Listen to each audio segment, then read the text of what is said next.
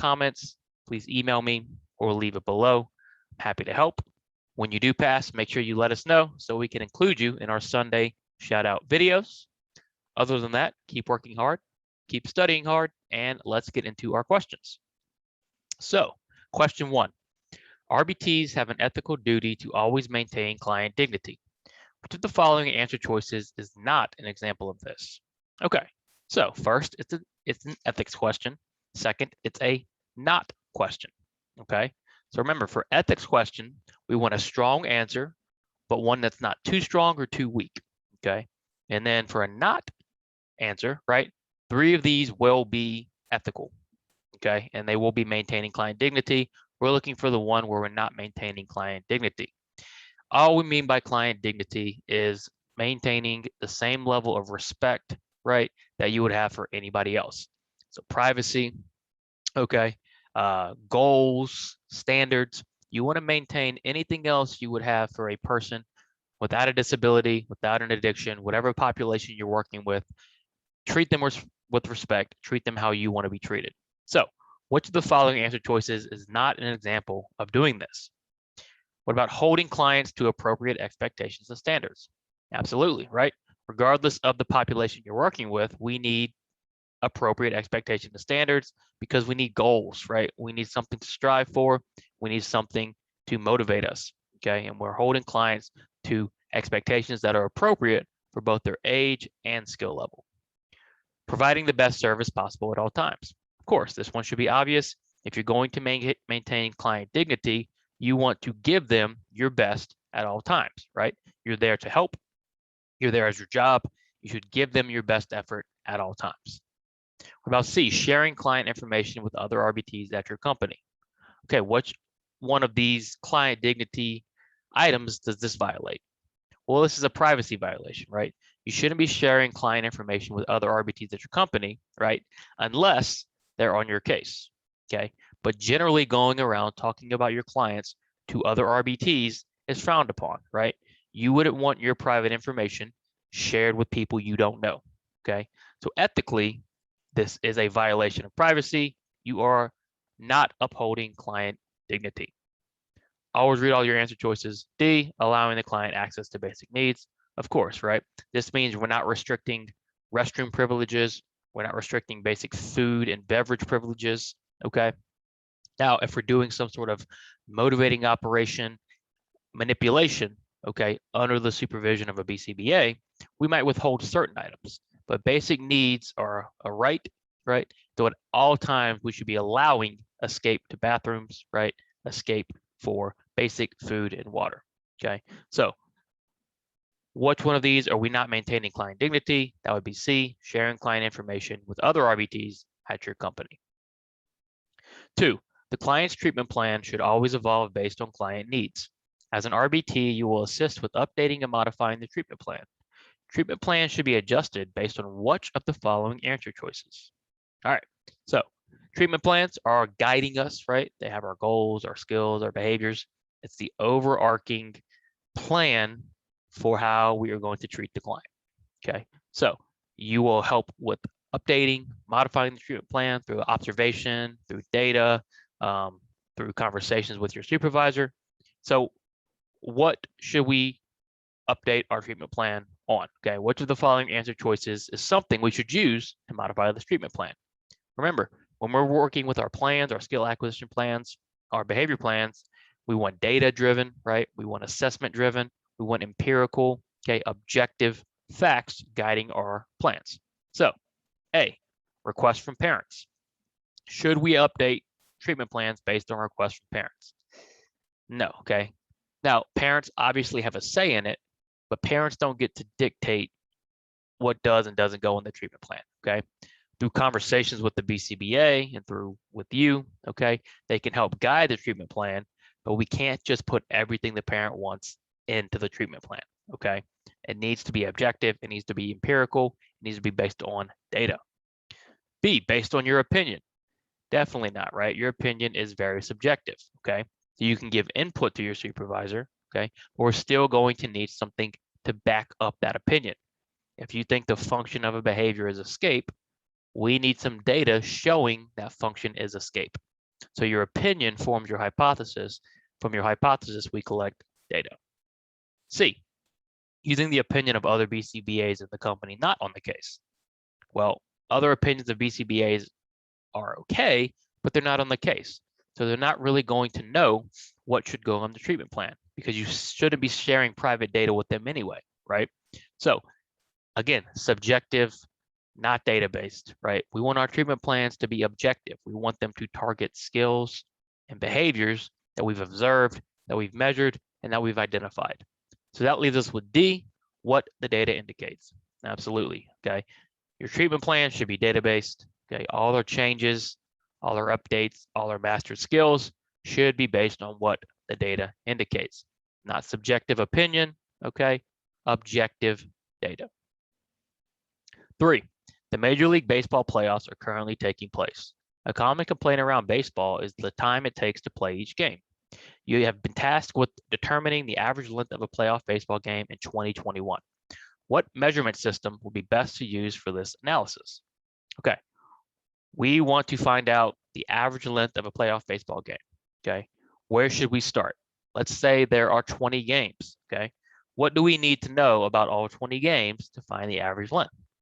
Do we need to know the latency, the duration, whole interval recording, or the rate? Well, if we're using length, we know we aren't using rate, okay, because it's not a frequency. We want to know the full extent, okay, of the game. We're continuously measuring the game, so we're not going to use whole interval recording, which is a discontinuous measurement. That leaves us with latency and duration. What is latency? Latency is the time between the SD and the start of the first response, okay? That's not what we're looking for. We're looking for the length, so we need B, duration. Very straightforward question, okay? Again, one of the best ways to get better at ABA is by applying these terms to real life, okay? Start doing that in your everyday life, and you will start to get better at the test. 4, when transporting client documents, what general guidelines should RBTs follow? All right, so this is a common question, right? Okay, what do we do with private documents, right? What do we know about client documents? We know they're private, okay? We know they should be secured, right? We know that we should protect them, okay? We shouldn't share them. Not only are our clients protected under HIPAA, but we also have ethical standards to uphold, our company standards to uphold, okay? So if you are transporting client documents, whether that's data sheets, okay, treatment plans, behavior plans, from location to location, there are some general guidelines you should follow. A, secure the documents as much as possible, preferably in a locked location. Definitely, right? If you can, you want to lock your documents up. If you have them in your car, put them in your trunk, right? If you have a lockbox, even better. You shouldn't just have client documents laying on your front seat, laying on the floorboard of your car, laying in your back seat, okay, exposed to the world. It might not seem like a big deal, okay, but again, we need to maintain client dignity. We need to maintain privacy. Secure the documents as much as possible. A is great. Always read all of your answer choices. Remember, we want the best answer. B, only transport necessary documents and only as instructed. This looks good too, right? You shouldn't just be bringing documents around for no reason, okay? And if you don't need to bring all the documents, don't, right? That limits exposure, that limits the risk of carrying around these private documents. So only do it as instructed and only as necessary. B looks good too. What about C? Never leave documents exposed in public.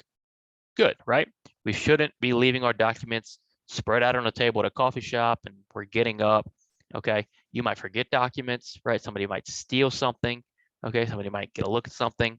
Again, it might not seem like this is such a big deal, but you have to remember, this is our private information from our clients, okay? They're protected, right? It's their right to have their privacy protected. So when transporting client documents, we should secure the documents, preferably in a locked location, only transport necessary documents and only as instructed, and never leave documents exposed in public. So A, B, and C are all good. That, of course, leaves us with D, all of the above. When leaving your client session, you should give a brief update to stakeholders on how things went. Which of the following answer choices would be the most appropriate way to communicate progress? So if you ever get a question on the exam asking about communication, explaining something, and the appropriate way to do that, okay, immediately think non-technical language. What do I mean by that? I mean, we want to use language that anyone could understand. You're going through this process to become an RBT. You're learning all this new vocabulary, this new terminology. You have to keep in mind that your client's parents, your client stakeholders are not RBTs. They haven't gone through this process. They aren't going to know your language. They're not going to know the technicals and the jargon. You need to speak in non-technical language that they'll understand. That's what this question is asking, okay? When they're talking about appropriate communication, we mean non-technical language. So we need to find the answer choices that is non-technical, right? So A, the BCBA introduced a new intervention, but I'm not sure it's going to work. So this is non-technical, but what's the problem? Well, you are giving your opinion, okay, which is okay in circumstances, but your opinion is of your BCBA and their intervention. You are eroding the trust, okay, between the parent and the BCBA and the team. The parent needs to trust you and the BCBA. You and the BCBA need to be on the same page. You need to be a team. If you don't think the intervention is good, don't tell the parent, okay? Go to your BCBA, okay? So A is just inappropriate, right? B, I dealt with a lot of frustration today from the client. This caused them to try and elope several times. What's the issue here? Again, this is subjective. You're saying the client's frustration caused them to try and elope. Can we measure frustration? Can we observe frustration regularly? No, right? Frustration is not a function, okay? Frustration is a mental state, okay? We don't measure mental states, right? You should give what happened before the client eloped. Instead of I dealt with frustration, say I presented task demands. This caused the client to elope, okay? We can observe, we can measure that. Frustration doesn't mean anything, okay? It's too subjective, it's too mentalistic. So B is out. C, the effects of the DRA and extinction procedures indicate the treatment plan is working. Now this is jargon, this is technical language, okay? Your client's not going to know what a DRA is. They might not even know what extinction is, okay? Be careful. Leave us with D. The client was able to match identical picture today and independently requested for juice. Nice, right? This is very straightforward, very basic language, very common language, okay? Anybody can understand what you're saying here. Therefore, D is our answer. D is the most appropriate way to communicate progress. You're working on fine motor skills with your client. Each session, you have your client cut out shapes which you keep in a folder. Even though your supervisor has not seen the client perform the skill in over 2 weeks, they are able to make adjustments to the skill acquisition plan. What is your supervisor most likely using to make these decisions? Interesting, okay? So what do we know? We know we're cutting out shapes. We keep them in a folder. Our supervisor does not see our client perform the skill, and yet they're able to make adjustments to the plan. What are they doing? Okay. Think back, right? This is one of those questions that if you've been studying a while, you should know immediately. Okay. You shouldn't even have to look at the answer choices. Try as you get better to start answering the question before you even get to the answer choices. Okay. This one, you can do that. Because what do you know? Well, you know we're keeping a what? We're keeping a product of the behavior, which are the cutout shapes. Our supervisor isn't observing the behavior. What does that sound like? So what is your supervisor most likely using to make these decisions? A recording of the behavior. Nothing is mentioned in the question about a recording. They're going to give you all the information you need in the question. Do not add information. Do not make assumptions, okay? All the information is there. If they don't mention a recording, don't pick recording, okay? A is out. B, permanent products. Boom, right? What do we say? We have a permanent product, our cutout shapes. Our supervisor did not observe our client, excuse me. That is the definition of a permanent product recording. Making decisions based off what the behavior produces, even though we did not see the behavior. B is great. What about C? Always read your answer choices. Conversations between the supervisor and yourself, okay? Again, That's great. Conversations are great, but we shouldn't make adjustments to the plan strictly based on conversation. Conversation is subjective. It's not data driven. And then D, of course, their best guess is not right. We should not be guessing. We should not just be going off our gut. Everything is data. Everything is product. Everything is what the behavior is actually doing. Okay. So your supervisor is most likely to use permanent products to make these decisions. Currently, Jim possesses the following skills: functional communication, the ability to dress themselves, and the ability to feed themselves. What is another way to refer to a client's set of skills? Okay, kind of a broad question, right? What is another way to refer to a client's set of skills? Now, this is a tricky one. A lot of RBTs don't know this, okay? It's not used a ton, right? Even in practice, we don't refer to it as this too much, okay? So what do we call a set of skills? If you were to look at a basketball player or a chef and they have this set of skills, okay, what is that word? A, the skill acquisition plan. The skill acquisition plan isn't necessarily the set of skills. It's more what we're trying to teach, okay, what we're trying to acquire. These are skills Jim already possesses. B, a repertoire. Yes, right. When we refer to a repertoire, we refer to a set of items, okay? Could be a set of skills like Jim, okay? Sometimes we say a repertoire of self-stimulatory behaviors. So any kind of self-stimulatory behavior the client engages in, that's their repertoire. A repertoire is just a set of things, right? So in this case, Jim possesses all these skills. This is Jim's repertoire of skills. So B is our answer. Always read all the answer choices, just in case. C, a measurement system. No, a measurement system would measure the skills, but it's not the set, right? And then D, a behavior reduction plan. No, a behavior reduction plan targets and indicates the behaviors we are trying to reduce. So our answer here is B, a repertoire. Amy and Dan are working together to pick out their honeymoon destination. Dan lays out 5 possible destinations on the table and asks Amy to pick her favorite. After Amy picks, Dan removes the one she picked and asks her to pick another destination. Dan does this until no destinations are left. What type of assessment is this? Okay, again, another question that you should be able to answer very quickly and before you get to the answer choices, right? What are we looking at here?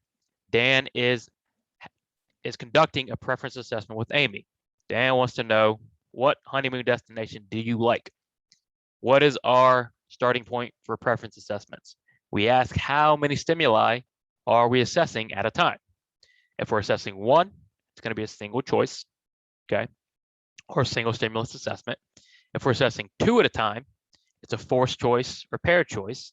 If we're assessing 3 or more, okay, then it's going to be a multiple stimulus. Well, Dan lays out 5 on a table, right? So we are assessing 5 possible stimulus. So we know this is some sort of multiple stimulus. Now we need to determine, is it multiple stimulus without replacement or with replacement?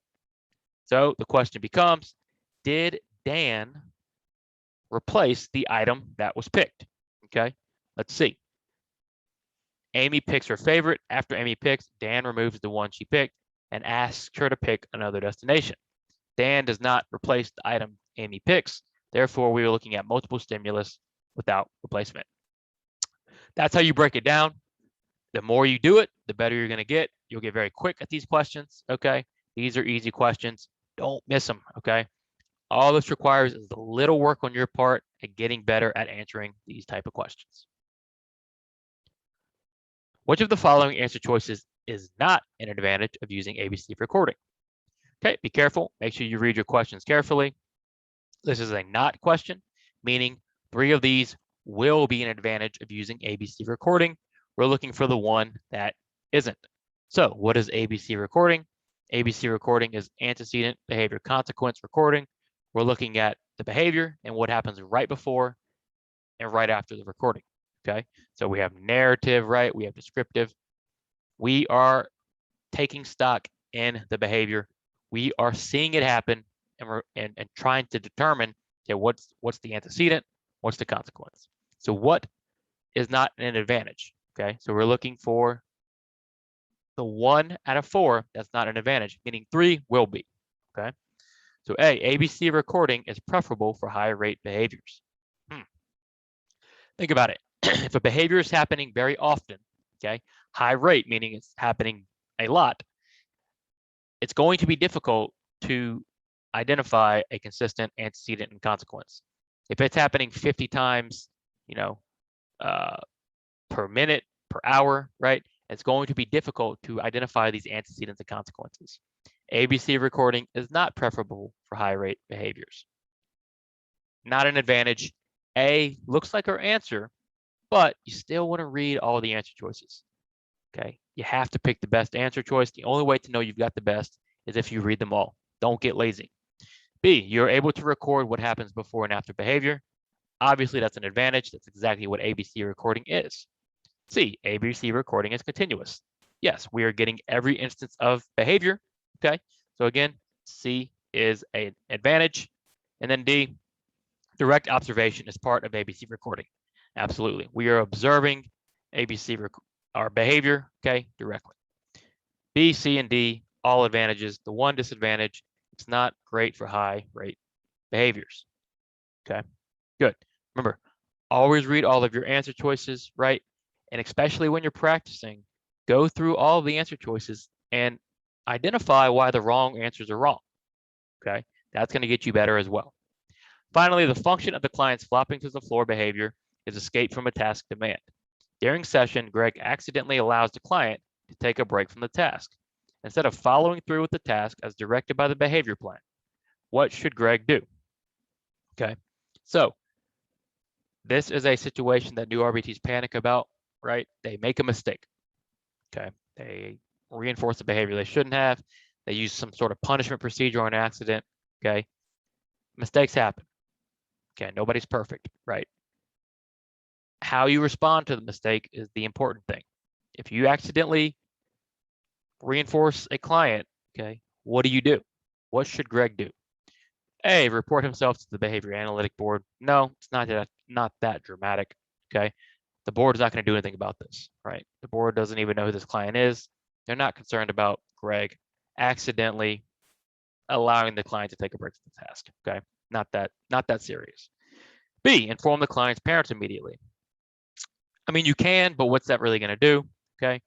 It's just a mistake. The client's parents can't do anything about it, okay? It doesn't do you much good, okay? C, pretend it didn't happen and try harder next time. That's the worst thing you can do is pretend it didn't happen and tell no one, okay?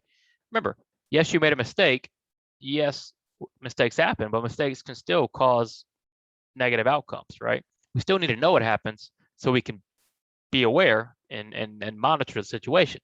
That leaves us with D, let the supervisor know as soon as possible, okay? Even if nothing comes of it, the supervisor still needs to know, right? We still need to be aware just in case something comes up. We can say, oh yeah, remember a couple of days ago, this happened, okay? You accidentally reinforced the client and now they're trying to engage in this behavior to receive reinforcement. We know why it's happening. We can treat it more accurately. And that's really the thing. The more information we have, the more accurately we can treat a behavior, okay? So communication is key. Remember our task list item, communicate with your BCBA, communicate with your supervisor in a timely manner. This is what Greg should do. Let a supervisor know as soon as possible, and then, okay, get back to implementing the correct one. Okay, hope you enjoyed that. If you did, please like and subscribe. Again, we'll have more questions Wednesday. Don't forget, Friday, we've started our BCBA exam series as well. So if you're pursuing a BCBA, please come back, check that out. Any questions, comments, let me know. I'd love to help. Email me, leave a comment below. All the study materials can be found at rbtexamreview.com. Other than that, keep working hard, and I'll see you soon.